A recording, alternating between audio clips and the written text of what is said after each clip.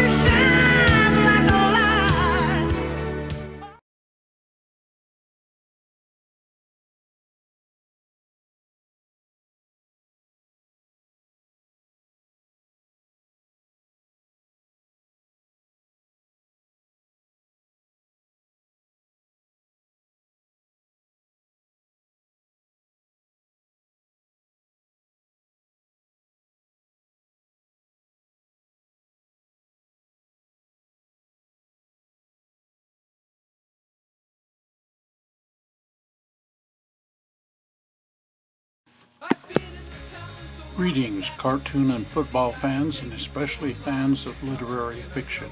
This is Bob Mozart of the USCFL Network welcoming you to this contest as we will rate and review stories written by Robbie Graham about his creation and the world's newest superheroine, Fashion Girl. Here's how this contest works. Fashion Girl and only Fashion Girl is participating, and football scoring will once again be used. The scores we give will also be done on a percentage rate. 120 points is the maximum score, and 100% will be the maximum percentage.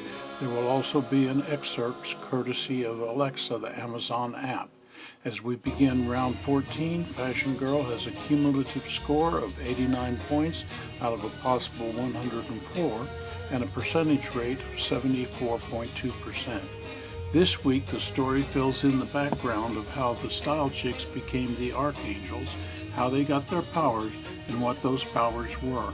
In other words, it fills in a plot hole from Enter the Phoenix. After we take a brief pause, we will begin round 14 of the Adventures of Fashion Girl, Fighting Crime with Style, and this week's story, Origins of the Archangels.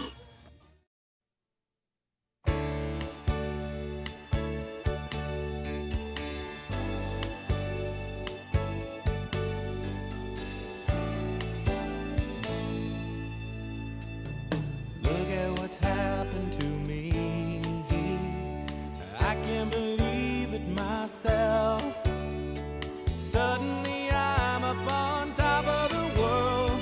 It should have been somebody else. Believe it or not, I'm walking on air. I never thought I could feel so free. Flying away on a wing and a prayer. Who could it be? Believe it or not, it's just me.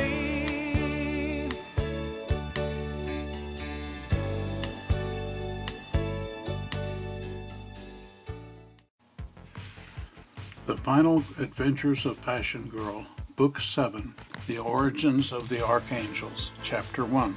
The Archangels were introduced in the story Enter the Phoenix, but the story of how they came about was not given at that time.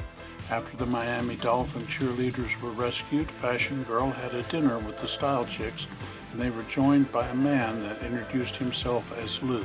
Although the Style Chicks did not know it during the dinner, afterwards, Fashion Girl explained that Lou was the nickname for Satan and that he had promised Fashion Girl that he would never again cause her to have nightmares about becoming evil.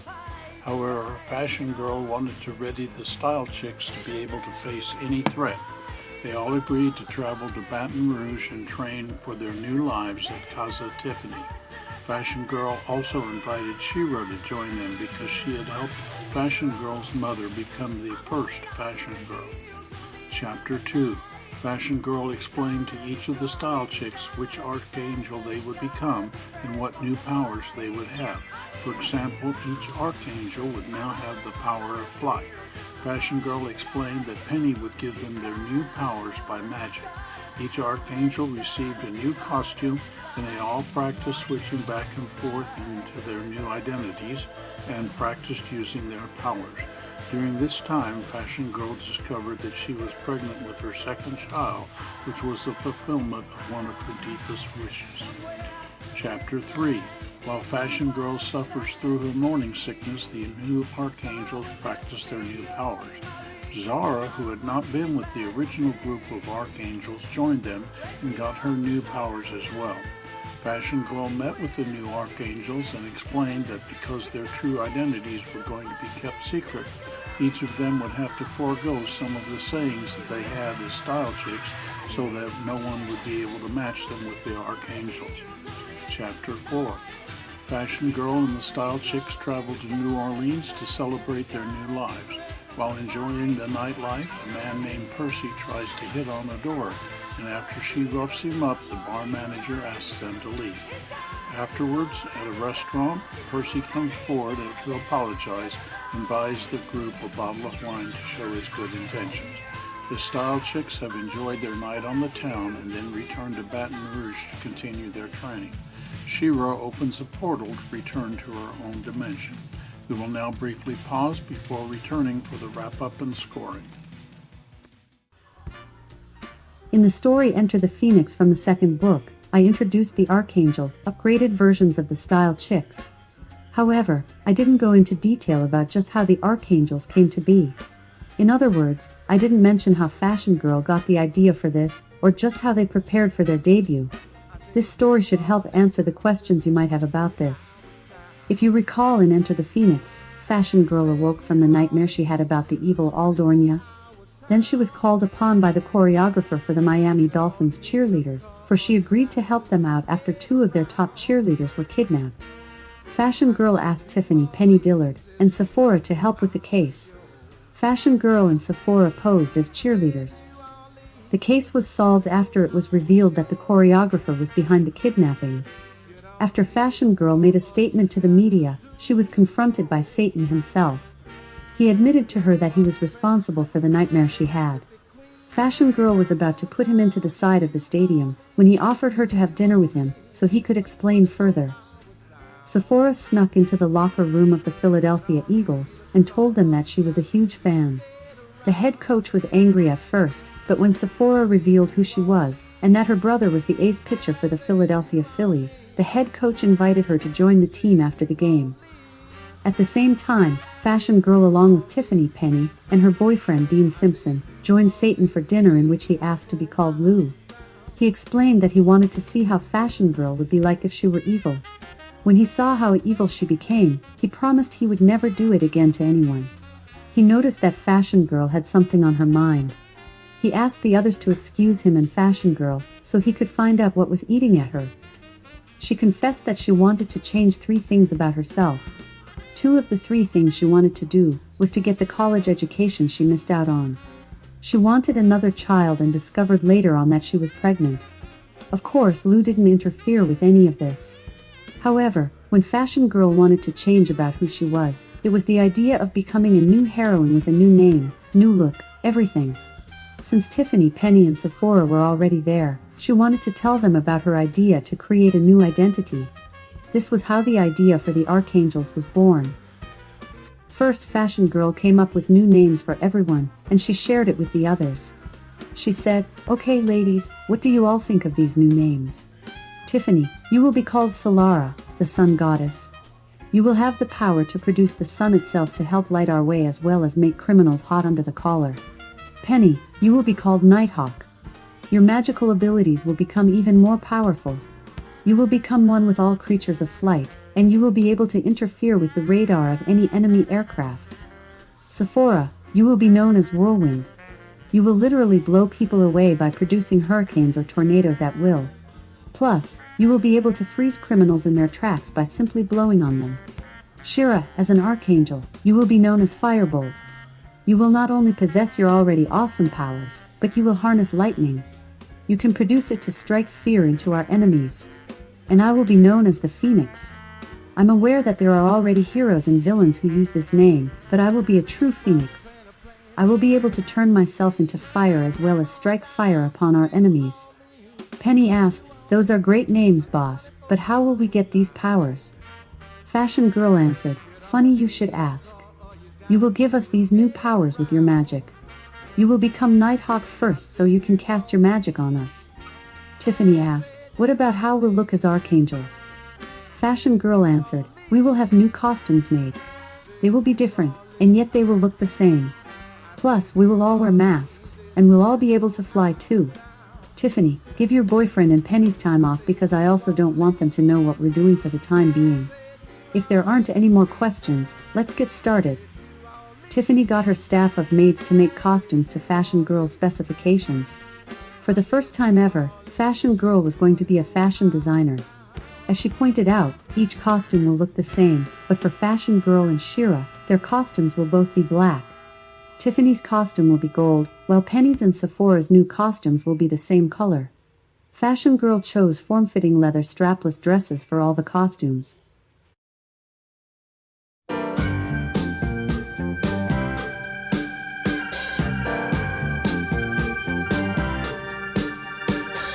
Hey, sister, go, sister, soul, sister,